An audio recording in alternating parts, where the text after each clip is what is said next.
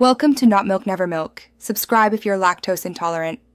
In this video, I will explain how to make za tea full guide. Start by gathering za tea leaves, fresh filtered water, a kettle, and a small teapot or infuser.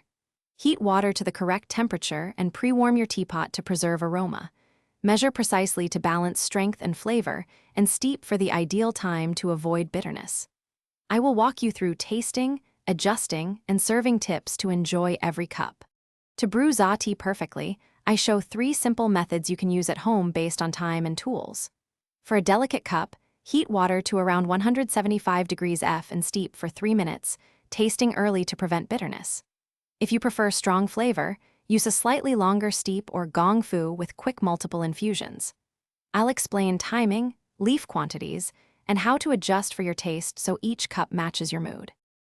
Tasting za tea is about patience and subtlety, so cool your cup slightly to recognize the layered aromas. I'll guide you through pairing options and how to taste for floral, citrus, and sweet notes. Learn simple adjustments like slightly increasing water temperature or shortening steep time if the tea turns bitter. I'll also show how to re-steep leaves effectively so you get full value and consistent flavor across multiple cups.